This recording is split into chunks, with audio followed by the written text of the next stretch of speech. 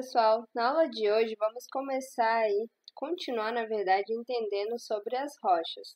Na nossa aula anterior, que eu postei o vídeo para vocês, eu falei um pouquinho sobre o ciclo das rochas. Hoje a gente vai entender um pouco sobre as características dos diferentes tipos de rochas. Vamos lá? Então, para começar, coloquei para vocês aí que as rochas elas estão em constante transformação, ou seja, a todo momento rochas antigas podem estar se transformando em rochas novas. E isso depende muito das condições às quais ela está sendo exposta.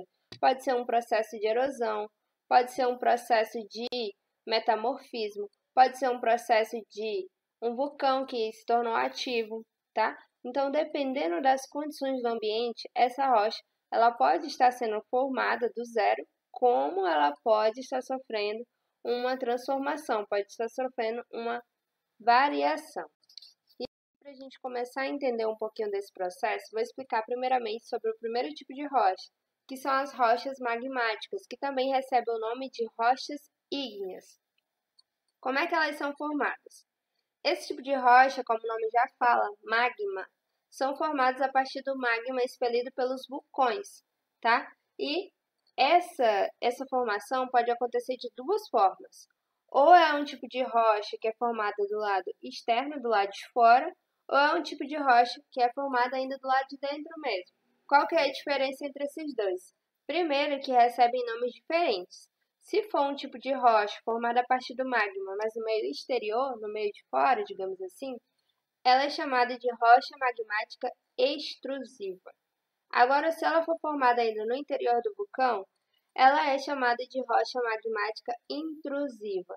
Além de ter essa diferença de uma ser formada no lado de fora e outra ser formada do lado de dentro, uma outra característica importante é que as rochas que são formadas externamente, elas são formadas em um tempo muito menor, porque como tem a diferença de temperatura dentro do vulcão é muito quente, saiu para a superfície, encontra uma diferença de temperatura muito brusca, é como se acontecesse um choque, e esse choque térmico ele é muito rápido.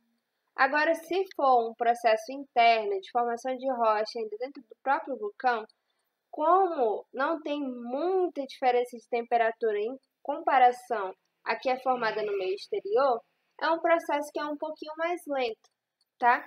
Então, nada mais nada menos do que rochas magmáticas são graças às erupções vulcânicas. E aqui a gente tem aí dois exemplos de rochas magmáticas. Nesse desenho de baixo, a gente tem mostrando aí para vocês o granito. O granito que ele está presente em muitos itens já do nosso dia a dia, seja uma pia, seja um balcão, por exemplo, tá?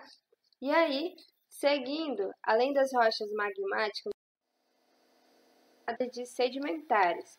Como o nome já diz, as rochas sedimentares são formadas a partir do acúmulo de sedimentos, ou seja, rochas antigas vão começando a se deteriorar conforme o tempo vai passando, devido à ação da chuva, devido à ação do sol constante, à ação dos ventos, dos rios, dos mares, e toda essa ação vai desgastando as rochas, querendo ou não, com o passar do tempo.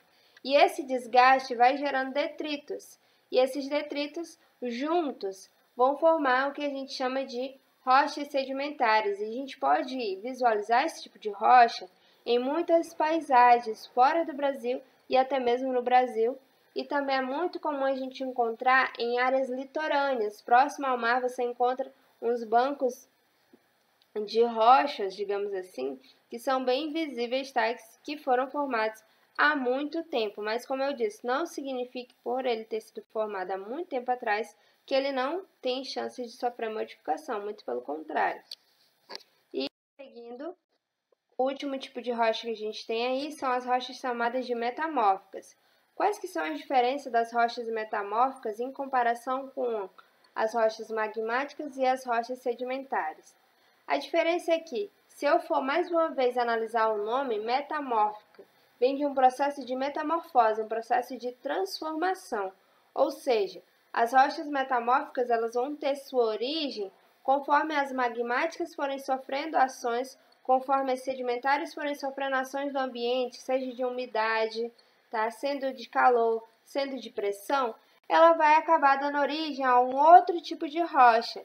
Aqui, por exemplo, vocês podem ver vários formatos diferentes, várias colorações, e com isso, dependendo dos minerais com os quais ela foi formada, dependendo da sua formação, eu vou ter um uso específico para esse tipo de rocha.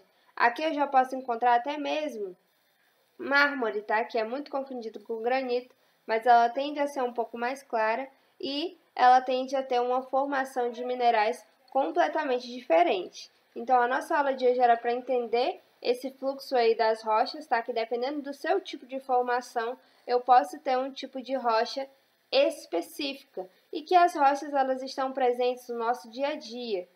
E a gente também pode observar imagens, só uma coisa que eu esqueci de falar para vocês, das rochas metamórficas no Rio de Janeiro, no famoso Pão de Açúcar. Aquele Pão de Açúcar nada mais é do que um clássico exemplo de uma rocha metamórfica, tá? Então é isso, pessoal. Se vocês tiverem dúvidas quanto às atividades que vão ficar em anexo, é só vocês me procurarem. Até a próxima aula!